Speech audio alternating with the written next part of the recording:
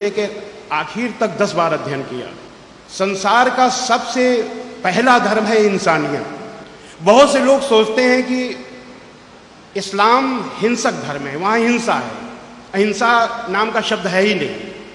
लेकिन कुरान मजीद में मनसा वाचा कर्मणा तीनों तरीके के हिंसा है, बस देखने की जरूरत है। कुरान मजीद के सूरा 28 आयत नंबर 83 में है, अल्लाह का वादा है कि हम परलोक यानी जन्नत का घर उन लोगों के लिए विशेष कर देंगे, खास तौर पर देंगे जो धरती में जुल्म और फसाद करने का इरादा नहीं रखते। अल्लाह का हुक्म है दुनिया के इंसानों के लिए, केवल मुसलमानों के लिए नहीं, दुनिया के इंसानों के लिए, कि अगर कोई व्यक्ति आपसे कठोरता से बोलता है, तुमसे कठोरता से बोलता है, तो उसका जवाब कठोरता से नहीं देना, इतने मुलायम से, इतनी विनम्रता से देना है कि उसका दिल जीत लो, कि दिल जीत लो और उसकी दुश्मनी को दोस्ती में बदल लो। ये तरीका बताया गया है, ये हुक्म है कुरान मजीद के सूरा 41 आयत नंबर 34 में। तो ये वचन से हिंसा हो गई।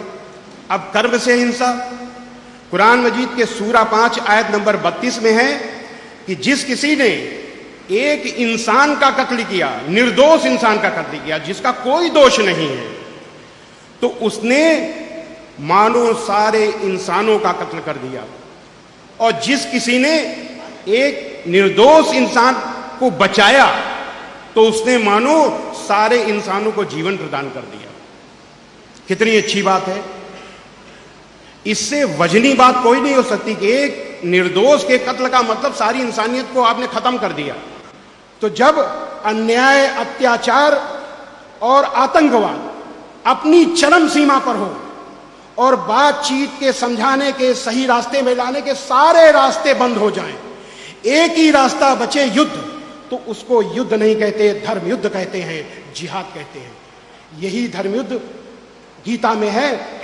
इसी तरीके से जैसे महाभारत में उन्होंने पांडवों के ऊपर अन्याय किया, वैसे ही मक्का में जब हजरत मोहम्मद सल्लल्लाहु अलैहि वसल्लम दुनिया के सबसे बड़े सत्य, सार्वभौमिक सत्य, यूनिवर्सल ट्रुथ, ला इलाहा इल्लल्लाह, अल्लाह के सिवा कोई पूज्य नहीं है, परमेश्वर के सिवा कोई पूज्य नहीं है, जब ये बता रहे थे, तो ये बात आप ही के खानदान, आप ही की जात वाले कुरैश जो कि बहुत अमीर थे, ताकतवर थे, उनकी समझ में नहीं आई और आपके विरोधी हो गए। आपको तरह तरह से सताया गया और आपके अनुयायियों को भूखा प्यासा नंगा अरब की तपती रेत पर लिटाया गया। और ये भयानक अत्याचार 1 साल, 2 साल, 3 साल नहीं, लगातार 13 सालों तक चलता रहा। लेकिन धन्य है हज़रत मोहम्मद सल्लल्लाहु अलैहि वसल्लम, जिन्होंने दुनिया के सबसे बड़े अत्याचार, दुनिया के सबसे लंबे समय तक चले अत्याचार को सहते हुए अपने अनुयायियों से कहा कि सब्र करो, सब्र करने वालों के साथ अल्लाह है। लोग सोचते हैं कि मुसलमानों का कर्तव्य है गैर मुस्लिम से लड़ना। ऐसा नहीं है। ये श्रीमद् भगवत गीता का जिहाद, कुरान का जिहाद एक ही है। और जिहाद का मतलब आतंकवाद नहीं है। जिहाद आतंकवाद को रोकने के लिए है, जिहाद अन्याय को रोकने के लिए है, जिहाद अत्याचार को रोकने के लिए है। अगर ऐसा न होता तो आप यहाँ पर पुलिस कमिश्नर साहब भी बैठे हैं, ये सच्चाई मालूम है कि चंद लोग आतंकवादी हैं, आतंकवादी प्रवृत्ति के लोग हैं। अगर इस्लाम में ये शांति न होती तो 20 करोड़ अगर लोग आतंकवादी बन जाते तो देश का क्या होता।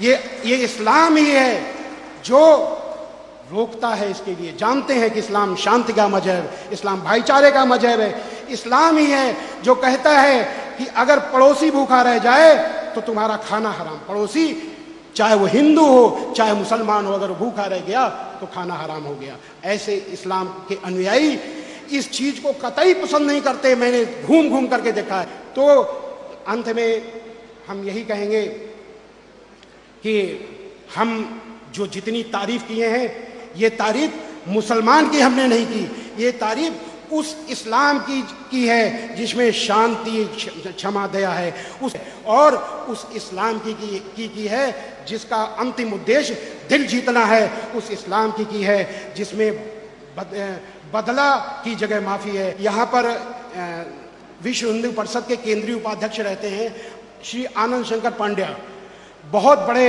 हीरे के व्यापारी हैं, चंद जो सबसे बड़े हीरे के व्यापारी हैं उनमें से एक हैं।